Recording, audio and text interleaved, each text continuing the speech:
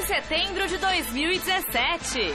Rodriguinho e Jô são expulsos. Corinthians não sai do 0-0 contra o Racing e é eliminado da Sul-Americana. Santos perde para o Barcelona de Guayaquil.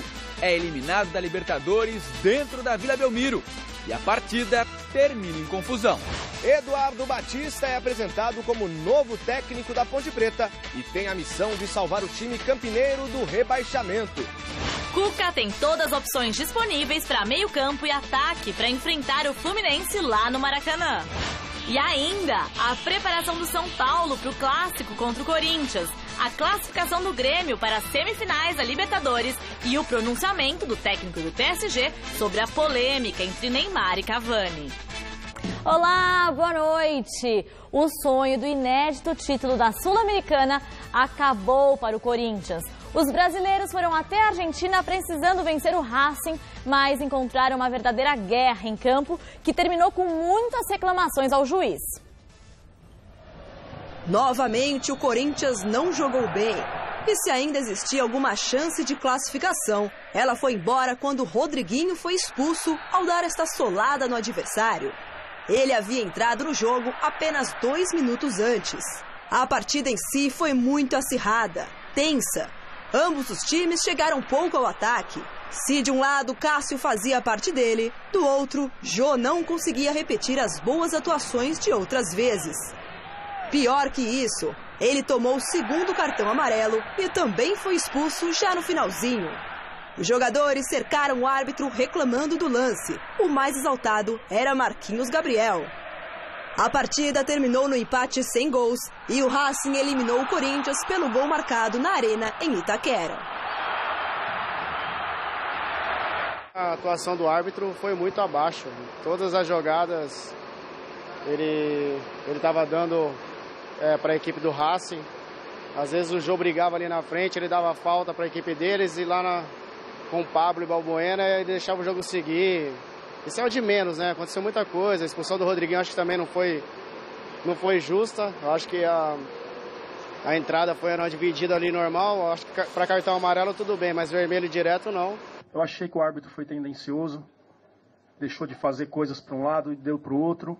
Minha opinião. Foi um jogo muito pegado e a gente conseguiu rodar bem a bola, mas tinha que ser mais agressivo na partida se quisesse a vitória, né? Acho que chegamos pouco na área do adversário, conseguimos rodar bastante a bola. Mas tínhamos que chegar com mais força lá. A sequência do Campeonato Brasileiro é o que nos resta agora. 14 jogos, 14 decisões, começando domingo pelo São Paulo. O Carille falou ali na entrevista coletiva que o time caiu um pouquinho na pilha dos argentinos. Você achou isso também? Ah, cara, é normal, né?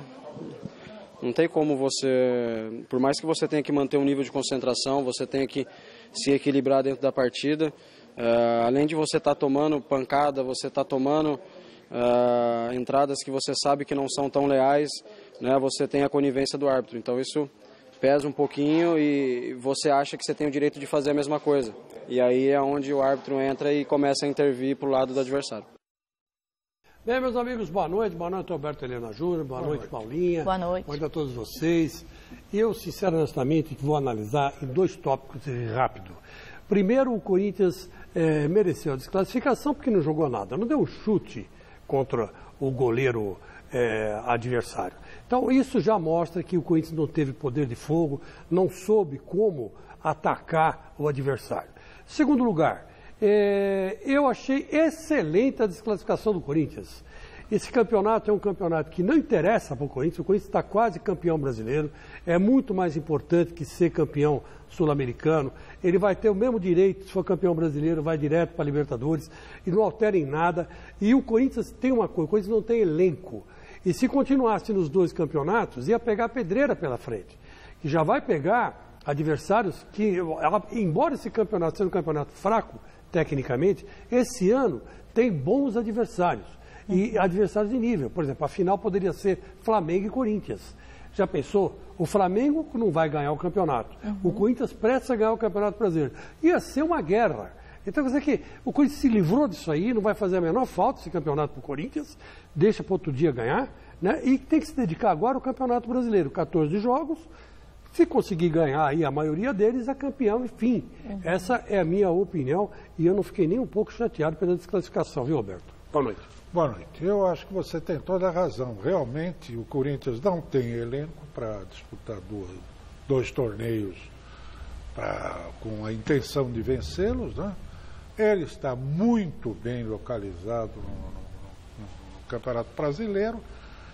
É muito mais importante, vale muito mais do que a Sul-Americana, que é um torneio meia boca, que inventaram aí mais para aumentar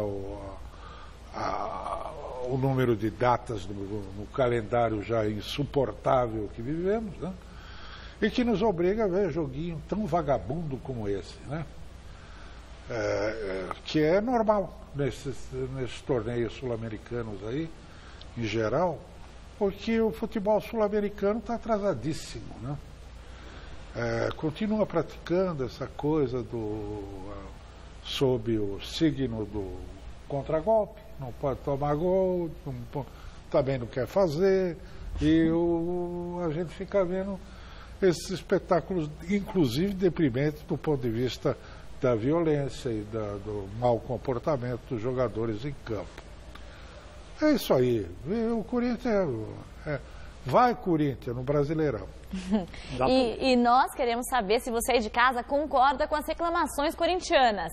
O Corinthians foi prejudicado pela arbitragem? Sim ou não? Para participar, acesse o site gazetesportiva.com e dê a sua participação. O que vocês acham? Bom, eu acho o seguinte, que o juiz, não que ele tenha feito um erro capital, que tenha tirado a classificação do Corinthians, mas ele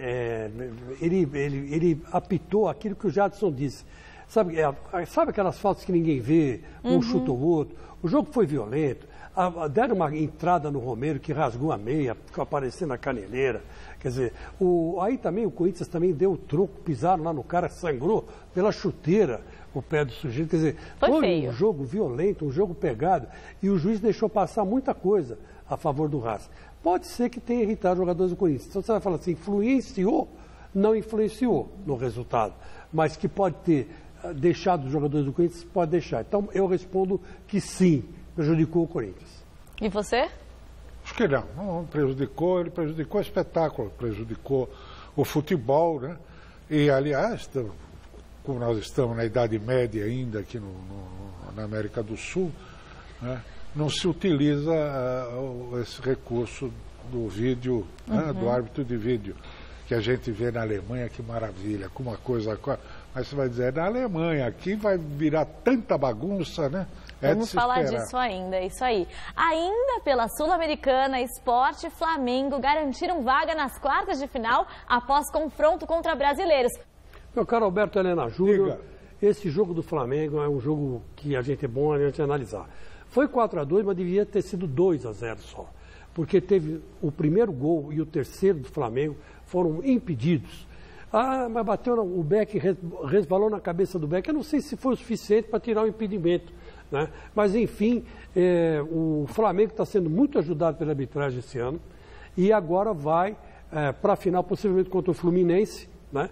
E aí o bicho vai pegar. Para quem que eles vão roubar? O Fluminense é o rei do tapetão. O Flamengo é o queridinho da TV. Então, vamos ver quem tem mais força, né, mestre?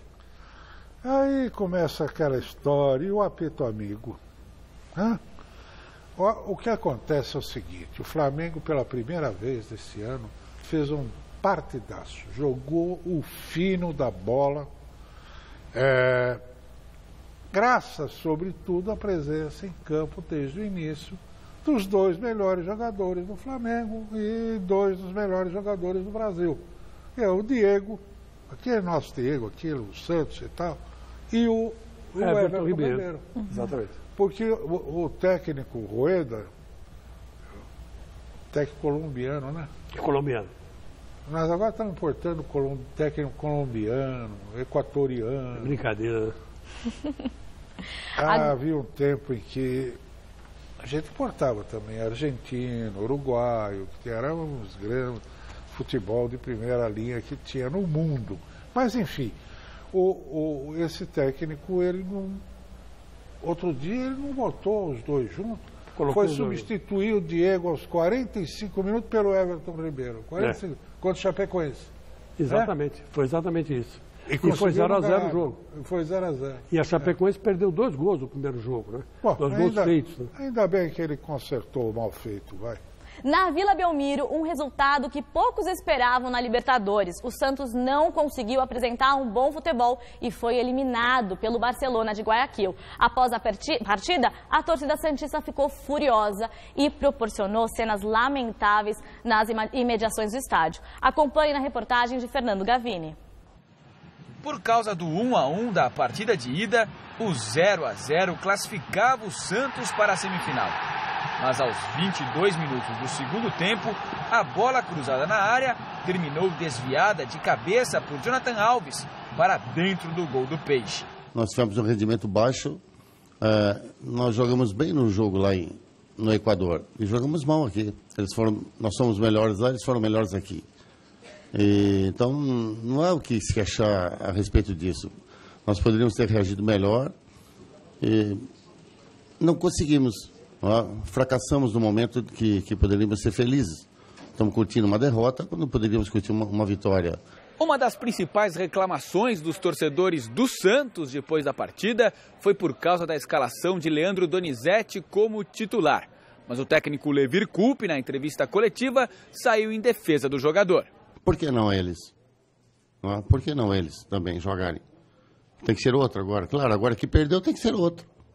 Mas por que não eles? Quem jogou foi Donizete, que é campeão da Libertadores.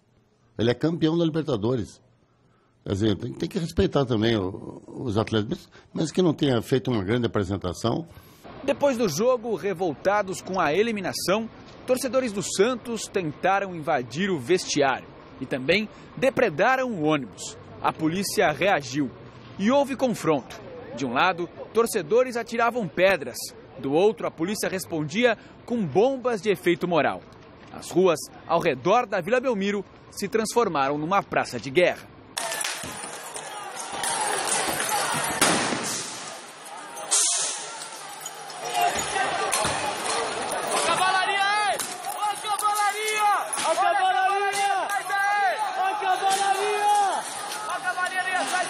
Depois da confusão controlada, as marcas da violência estavam por todos os lados. Sangue pelo chão, garrafas quebradas, carros depredados. Triste fim de Libertadores para o Santos, que vai demorar para ter paz de novo. Vou ter que tirar alguma coisa da cartola, porque tudo que você pode imaginar é contra o Santos agora. Tudo que você pode pensar sobre o Santos é depressivo. Tudo. Então, nós temos que ser muito fortes para sair de uma situação dessa. Porque não existe alguém que perdoe o Santos depois de uma situação dessa. Bom, meu caro Alberto Helena, em termos de futebol, eu acho que o Levir deu uma exagerada. Agora, o que me surpreendeu foi a reação da torcida. Eu, sinceramente, não esperava que a torcida do Santos fosse sair quebrando tudo. E foi o que a torcida fez. Tanto que a Polícia Militar teve que fechar algumas pessoas lá dentro do próprio estádio, né? Impediu que as pessoas que ainda não tivessem saído, né? ou não saíram, ficassem lá dentro. Aí depois quebraram o ônibus, olha, jogaram coisa em cima do ônibus, tudo depredado, pedrada, cacetada, paulada. Quer dizer, foi uma reação muito violenta da torcida do Santos. Isso, eu acho, que não só a Conmebol devia pensar numa punição mais severa, e como também a Federação Paulista e a CBF deviam pensar também em dar um gelo lá na Vila, sabe? E deixar o Santos ficar um pouco fora da Vila, porque a torcida lá se sente dona do pedaço. Tanto é verdade que encarou até a polícia. Um negócio absurdo. E o resultado aqui entre nós, o Flávio Prado tinha dito ontem aqui, que o meio-campo do Santos era muito fraco, estava muito aberto, né? Jogou o Del Vecchio, jogou não sei mais quem, e que... O Del Vecchio já morreu. O Del Vecchio não, o Vecchio, né?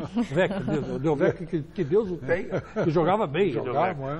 Agora, eu estou dizendo, o tal de Vecchio, enfim, foi uma escalação meio esquisita.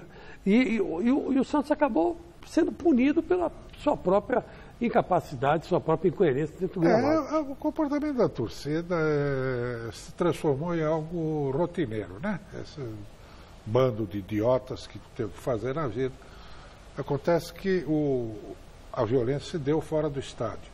Não há motivo para se proibir a abertura do estádio para os próximos jogos. Acho que o Santos não tem elenco suficiente para enfrentar essas duas campanhas, a exemplo do Corinthians, e tem, pior do que o Corinthians, ainda tem 1 ou 2 jogadores da reserva que podem entrar e manter mais ou menos o mesmo nível. No caso do Santos, não. No caso do Santos, você olhava, o banco do Santos não tinha alternativa nenhuma. A não ser o Kaique, tal, que entrou, acabou entrando. O Lucas Lima e o Renato são 2 jogadores essenciais para o time, né? De técnica, experiência, habilidade, inteligência e tudo isso junto. Eles são o equilíbrio e a criatividade do Santos integralmente. Agora, e ainda por cima o Ricardo Oliveira está muito mal. Agora, até tu, Levi, o Leandro Donizete era mais um volante, não é porque ele foi campeão da Libertadores pelo Atlético Mineiro que ele tem que jogar. Ou que ele não tem que jogar.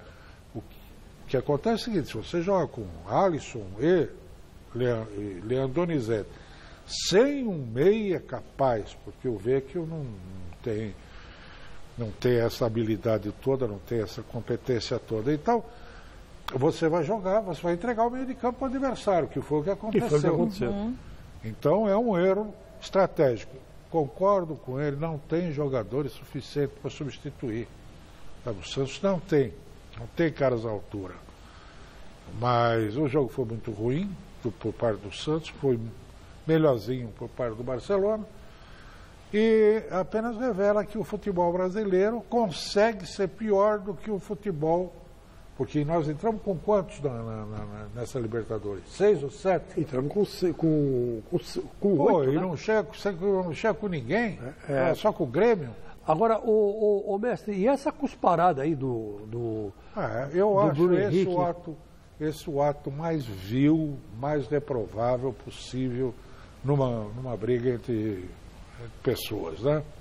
Cuspir é o fundo do poço da ofensa, né? Esse Bruno Henrique via muito bem no Campeonato Brasileiro e tudo mais, inclusive na Libertadores, né?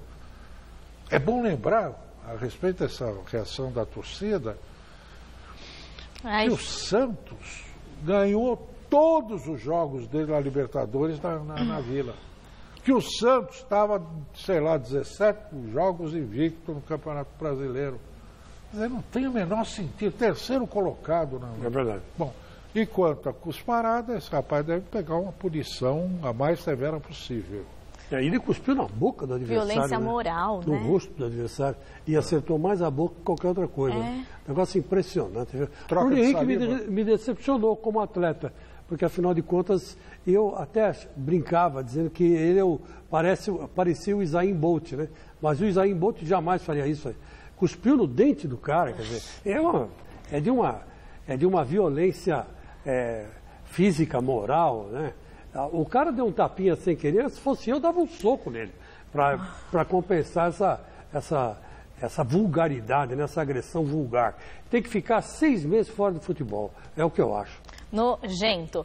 E o adversário do Barcelona na semifinal da Libertadores também foi decidido ontem. O Grêmio venceu o Botafogo pelo placar mínimo e avançou no torneio continental.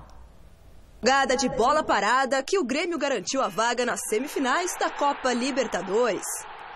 Lucas Barrios marcou de cabeça e deu a vitória ao time gaúcho diante do Botafogo. Na sequência, o Grêmio encara o Barcelona de Guayaquil. É verdade, estava conversando aqui com o Comércio Alberto Helena Júnior que o Renato Gaúcho suspirou no vestiário depois dessa vitória, foi um negócio grande. Ele mesmo falou, agora vocês dão licença que eu vou tomar um chopp. E se mandou, largou a reportaiada lá e foi embora tomar um chopp, porque ele falou, preciso relaxar. Não foi fácil o jogo. O placar foi justo? Eu diria que sim.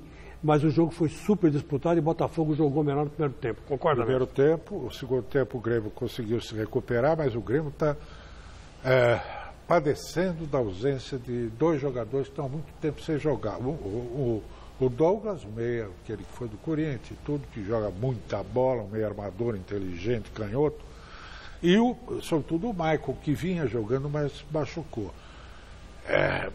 Eu acho que houve uma superestimação, né, desse menino Arthur. Ele é um excelente jogador, meio-campista e tal, mas não é aquele armador e não tem aquela é jovem ainda, grandeza. Né? Mas é muito menino, vai evoluir, claro. E o Grêmio está padecendo disso. E dessa coisa de entra com um titular, tira, volta à reserva, não sei o que e tal. E o Luan fez falta, não? O Luan, nossa senhora. O Luan é o melhor jogador do Brasil atualmente, né? Em atividade aqui.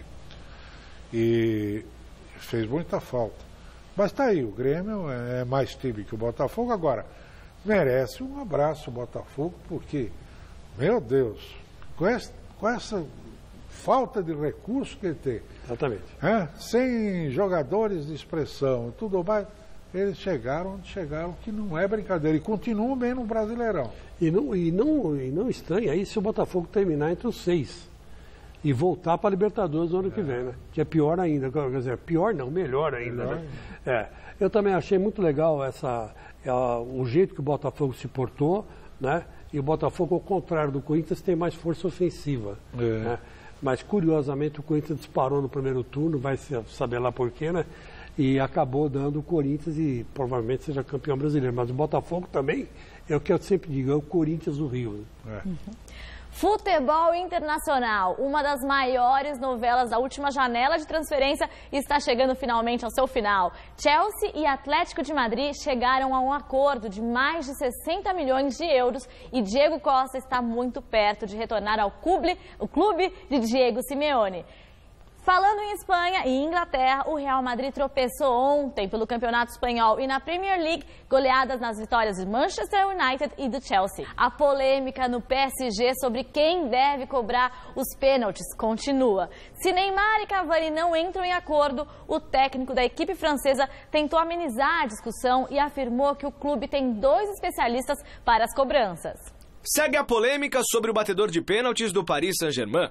Depois do desentendimento entre Neymar e Cavani na última rodada do campeonato francês, o técnico Unai Emery voltou a falar sobre o tema na entrevista coletiva desta quinta-feira, mas não fechou questão sobre o caso. Os 2 jogadores que cobrarão as penalidades serão Cavani e Neymar, por sua responsabilidade, porque podem assumir essa responsabilidade. Mas outros jogadores também podem cobrar. São 2 jogadores muito competitivos, que primeiro querem o melhor para a equipe e, em segundo lugar, logicamente, eles têm objetivos individuais. Mas eu quero insistir, há um bom relacionamento dentro do grupo e após a partida, em um estado emocional muito alto, logicamente acontecem conversas, que algumas pessoas podem chamar de disputas, que são normais e que ocorrem quase sempre após cada jogo. Mas não há quebra, e sim boa harmonia, a boa atmosfera da equipe. Quando começamos a temporada, e mesmo no ano passado, o primeiro batedor era Cavani. Este ano, com a chegada de Neymar, há 2 cobradores. A decisão de quem é o primeiro, quem é o segundo, sou eu que tenho que tomar. E nós vamos fazer isso. A decisão de quem é o primeiro que é o deuxième, j'ai à faire cette décision, et on va faire comme ça. Ô, Merci, se eu sou o treinador, estou no lugar desse rapaz, eu viro e falo, quem bate é o Neymar. Primeiro batedor, segundo batedor é o Cavani. Ou faço o contrário, digo que o Cavani é o batedor principal e o Neymar é o segundo batedor. Ou o pênalti quem bate é o Cavani e asfalto quem bate é o Neymar. Fim de papo. Qual é o problema de você falar isso? No Corinthians, vou dar um exemplo do Corinthians. O batedor é o Jadson. Quando o Michael também sabe cobrar bem falta, mas nunca bate. É o Jadson que bate. Por quê? Porque o Carille quer que ele bata. Tem confiança nele. E assim, ao longo da história do futebol, você encontra mil exemplos. Esse é o típico exemplo. Isso se resolve no início da temporada. Quando o cara chegar e tal coisa. Bom, aqui quem bate lateral é esse, quem bate escanteio é esse, quem bate. É tão simples. É por isso. E veja, a reação do Neymar não foi essa coisa assim, que ele empurrou o cara. Não, ele simplesmente saiu do lance. Aí transformaram numa um grande acontecimento e tal. O cara perdeu o pênalti, o Cavani perdeu. Ainda perdeu. Eu não tenho dúvida que ainda os caras já estão tomando lá o seu vinhozinho junto e tal em Paris.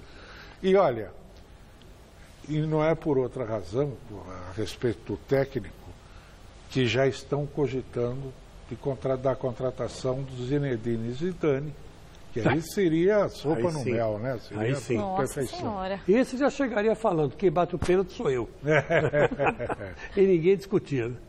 Vamos voltar a falar do futebol aqui no Brasil. A ideia de usar o auxílio de árbitros de vídeo já na rodada deste final de semana foi descartada pela CBF. O principal argumento da entidade é de que ela só usará a tecnologia quando puder implementá-la em todos os 10 jogos da rodada, o que não seria possível já nesse final de semana. A ideia mais comentada dentro da CBF é de que o novo sistema entre em vigor a partir da 28ª rodada, marcada inicialmente para os dias 14 e 15 de outubro. E aí, vocês concordam com essa implementação dessa tecnologia no campeonato em andamento? Olha, Paulinho, quando você me fez essa pergunta essa semana, logo no começo dessa discussão, eu disse que sou a favor. Mas sou a favor em todos os jogos, né? Não dá para você deixar um jogo ou outro de fora, né? Ou você põe todos os jogos ou você não põe nenhum. Porque, na verdade, todos eles valem 3 pontos. Ou para você escapar do rebaixamento, ou para você ganhar o título e se classificar para a Libertadores no segundo plano que todo mundo quer. Então, eu particularmente sou a favor, mas desde que haja tecnologia para isso. Se não tem, então não faz, porque fazer errado é melhor não fazer, né, mestre? Claro, mas no Brasil das capitanias hereditárias, que é o atual momento desse país, ele anda de carruagem, né? Porque foi lá, o ano passado, a CBF pediu autorização para a FIFA para poder utilizar esse... Foi o primeiro país a fazer isso. E até hoje eles não criaram condição para fazer. Mas é de uma... Não vou usar a expressão, vai. Fala, Paulinho. Tá bom. A Ponte Preta está de técnico novo, mas na verdade quem assumiu o comando da Macaca é um velho conhecido da torcida. O repórter Vinícius Rodrigues foi até Campinas e acompanhou a apresentação de Eduardo Batista. Ontem, aqui no Moisés Lucarelli, a Ponte Preta foi eliminada da Copa Sul-Americana, mesmo com a vitória por 1-0 sobre o Sport. Hoje foi dia de apresentação. Apresentação de um novo técnico que, na verdade, é velho conhecido da torcida da Macaca, Eduardo Batista, que após passagens frustradas por Palmeiras e Atlético Paranaense, retorna ao time de Campinas. A gente decidiu, né, por acabar o ano fazendo alguma coisa diferente, estudando um pouquinho, esperando, né, uma oportunidade o ano que vem. Né? Mas tem clube, né, tem coisas na sua vida que você não pode dizer não. E a Ponte Preta você não pode dizer não. Né?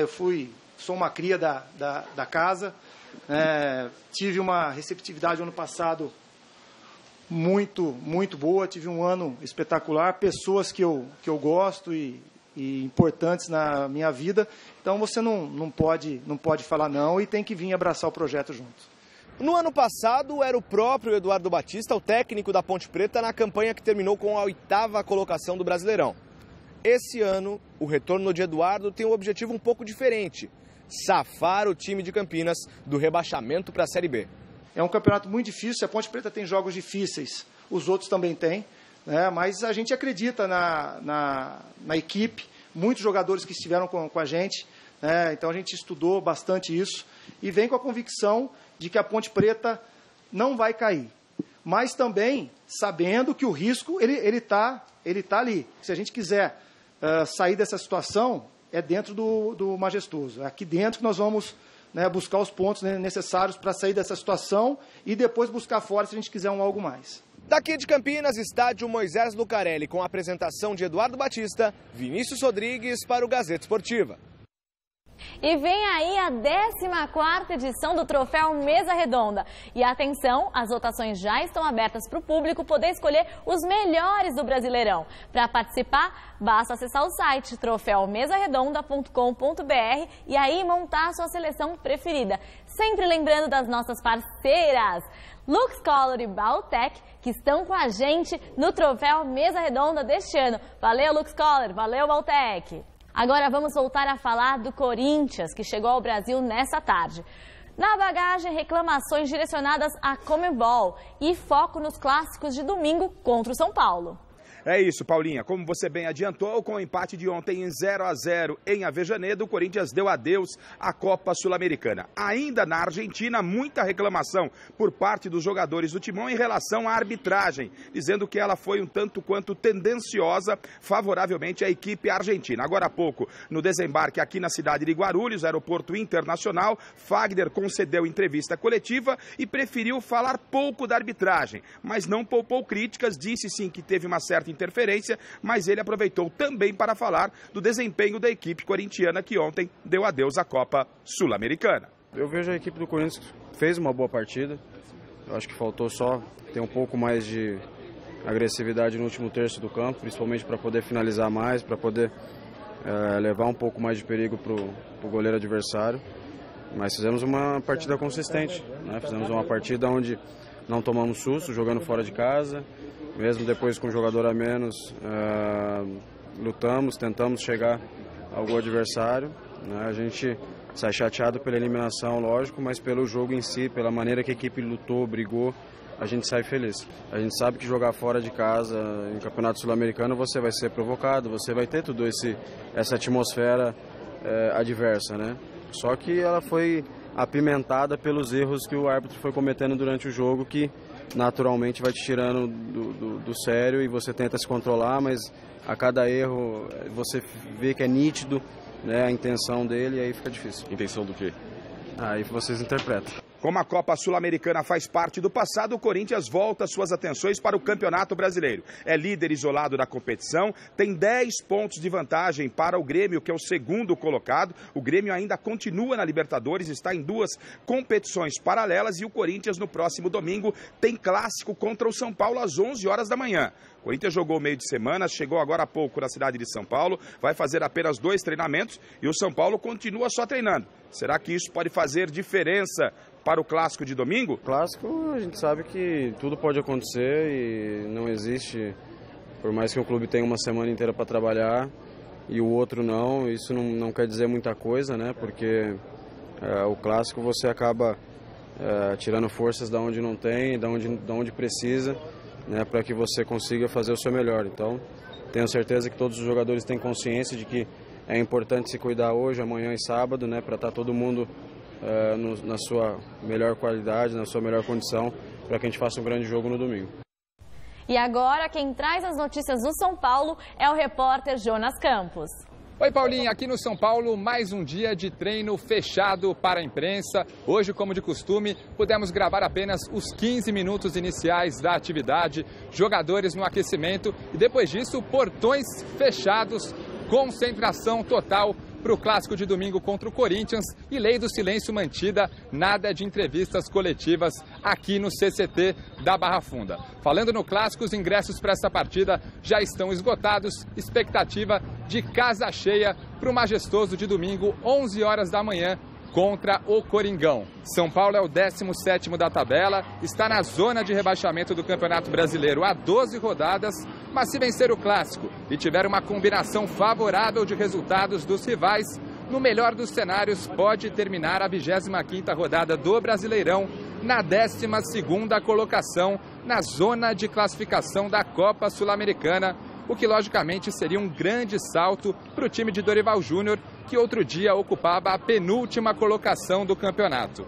Falando no Dorival, ele ainda estuda a melhor formação para encarar o Corinthians. O treinador terá força máxima, já que conta com os retornos de Edmar e Jusilei, que cumpriram suspensão na última rodada, e fica a dúvida se ele vai manter o Júnior Tavares pela esquerda, se vai voltar com o Jusilei no meio-campo e se vai começar a partida com o peruano Cueva, que foi decisivo contra o Vitória, mudou a história do jogo e pode pintar entre os titulares. Amanhã, parte desse mistério será desvendada, já que a lei do silêncio será quebrada e o dia será de entrevista coletiva do técnico Dorival Júnior aqui no CCT da Barra Funda. Com as informações do Tricolor, Jonas Campos para o Gazeta Esportiva. Mas esse negócio de o cara não deixar ver treino, fazer um certo mistério, é bom ou é mal para um time que na situação de São Paulo? Olha, eu acho isso aí uma frescura gigantesca, sabe? Porque todo mundo, nunca houve um período na história da humanidade em que as informações estão tão à disposição das pessoas da maneira que se tem hoje em dia, com todos os tapes e todos os recursos, enfim, tecnológicos para o treinador saber como o outro vai jogar, o que faz, o que não faz, sabe? Acho uma bobagem. Nós somos do tempo que você ficava lá, entrava no Morumbi, ou no Parque São Jorge, ou no Palmeiras, lá no Palestra Itália. Você sentava ali no banco, ficava conversando com o treinador e tal, vendo o treino todo, conversando com o jogador. Era uma outra coisa, né? E você passava as informações e nem por isso o time era parado pelo adversário, porque tinha as informações. Acho tudo uma bobagem, uma falta de... E depois essa coisa também, eu não sei, o jogador não tem o que dizer, sempre o time jogou bem e não deu sorte, não sei o quê, sempre a mesma conversa. Acho que o São Paulo, se voltar a jogar com Jusilei, Petros, Hernani, no meio de campo... Cueva. O Cueva é um pouquinho mais habilidoso, mas o Hernanes é um jogador que bate bem na bola e também está jogando bem e tal, mas não é um meia, é um volante. São 3 volantes. Um time que precisa ganhar, sei não, viu? Mestre, a dúvida é essa. Agora, também não tem muito o que esconder o São Paulo, né? Mais ou menos esse meio campo que você acabou de falar, mestre. E não tem muito segredo. Agora, eu acho que o fator aí principal é o fator psicológico também. Além da situação ruim que o São Paulo se encontra no campeonato, vai enfrentar o líder do campeonato, que aqui entre nós, se perder também, fica a 7 pontos de distância, pode ficar a 7 pontos de distância do Grêmio, continuar a mesma coisa, não vai alterar absolutamente nada e a liderança continua. Então, quer dizer, são 2 times em 2 situações diferentes. E agora salve-se quem puder, né? Mas se for assim, esses negócios de 4-1-4-1, os 2 times, do jeito que joga o Corinthians, do jeito que joga o São Paulo, vai ser domingo de manhã, vai dar um sono, cara. Meu Deus do céu, eu vou assistir. Esqueci que era domingo de manhã, hein? Domingo de manhã vai ser jogo 11 horas. 11 horas. O Palmeiras realmente não esquece os ídolos e nem o passado glorioso. Foi inaugurada ontem na loja Academia Store, na Rua Augusta, a exposição Nascemos Campeões. O evento vai até o dia 30 de setembro e relembra títulos históricos do clube. A inauguração teve a presença de um ídolo divino. Ademir da Guia chega feliz da vida, distribuindo autógrafos. O Divino foi a estrela da inauguração da exposição Nascemos Campeões, que exibe lembranças do antigo estádio Palestra Itália e taças históricas, como a do Campeonato Paulista de 1942, ano em que o clube precisou mudar de nome durante a Segunda Guerra Mundial e passou a ser chamado de Sociedade Esportiva Palmeiras, no episódio conhecido como Arrancada Heróica de 42. Há exatos 75 anos. Estava nascendo, né? Em 42. E o Palmeiras já estava sendo campeão. Já estava mudando tudo, né? Na história do Palmeiras. E para a gente estar nessa história é muito importante. E já que o Ademir, visto por muitos como o maior ídolo da história alviverde, conhece futebol como poucos, perguntamos a ele sobre assuntos atuais. Começando pelo próprio Palmeiras de 2017. Investiu bastante, não conseguimos nada, mas o importante é continuar tentando. Existe ainda sempre uma esperança e a torcida vai, ajuda, a torcida quer as vitórias. E temos um elenco bom, temos um bom técnico Então, eu acho que o importante é continuar. E o ano que vem é importante a gente começar o Paulista com uma equipe que realmente seja aquela equipe ideal. Eu acho que isso é importante. E o que dizer da polêmica do fair play, do gol de mão do atacante Jô?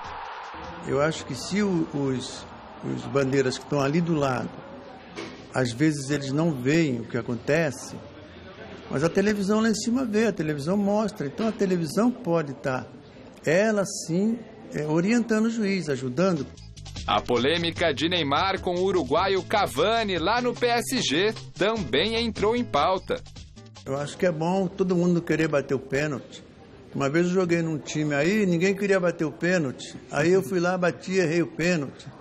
Então acho que é importantíssimo. Até o goleiro, se puder, vai lá, pega a bola, bate. Eu acho que o importante é você ter jogadores que queiram bater. E por fim, a seleção brasileira. O Tite veio, resolveu o problema, o time jogando bem, a torcida gostando da equipe, fazendo gols. Então eu acho que o caminho está muito bom, o caminho está certo. E o importante é isso, que a torcida está indo, prestigiando e gostando do futebol, que é isso que é importante.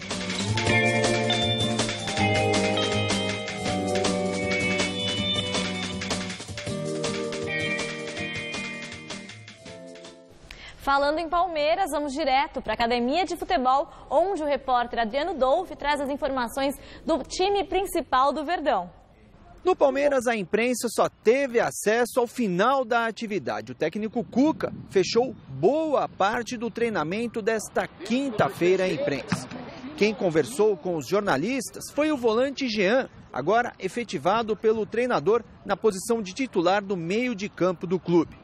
O atleta revelou um encontro com o ex-colega de São Paulo, Hernandes. Trocaram presentes, inclusive comentaram uma possível ajuda na troca de resultados para ajudar o tricolor na fuga pelo rebaixamento.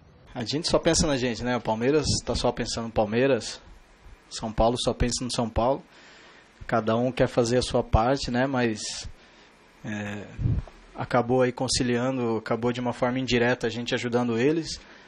E então eu falei para ele que eu quero uma ajuda aí de volta agora. E esse é o momento, né? Para o confronto deste domingo contra o Fluminense, o técnico Cuca tem todos os jogadores do elenco à disposição. O confronto é encarado como um confronto direto por uma briga pela vaga no G4 do Campeonato Brasileiro, apesar dos dois clubes estarem distantes na tabela. A gente buscar se firmar no G4, principalmente isso, uma vaga direta para a Libertadores, e passa por esse jogo. Eu acho que sim, eu acho que é um adversário que vai ter outras vitórias, né? Então com certeza vai poder brigar também no G6, no G4 ali, não sei, mas tem essa condição. Então se a gente percebendo isso, com certeza é um adversário que lá na frente pode ter uma briga direta. Então a gente tem que levar como uma decisão esse jogo aí. Encerrando o noticiário do Palmeiras, especula-se que o Everton, goleiro do Atlético Paranaense, e Lucas Lima, meia do Santos, podem ser os reforços do Verdão para a temporada de 2018. Da Academia de Futebol, Adriano Dolfi, para a TV Gazeta. Pois é, o Palmeiras, Demir da Guia, primeiro, gênio. Um dos maiores bem-armadores da história do futebol brasileiro. Zizinho e Didi estão ali com ele e o melhor que Gerson, melhor que Rivelino, melhor que todo mundo. O Palmeiras. Lucas Lima? Uau! Onde vai parar esse Palmeiras aí? Mas precisa jogar bola, né? O time precisa jogar um pouquinho mais. E vamos ver o que o pessoal de casa respondeu na nossa enquete. A pergunta de hoje era para saber se o Corinthians foi prejudicado pela arbitragem na partida de ontem. E a galera respondeu que não, 85,67%, e sim, 14,33%. Ou seja, não, não, não e não. E o programa de hoje fica por aqui. Nós voltamos amanhã, a partir das 6 da tarde. Fica agora com as notícias do Jornal da Gazeta. Boa noite, boa noite. Boa noite, boa noite. Boa noite, até amanhã.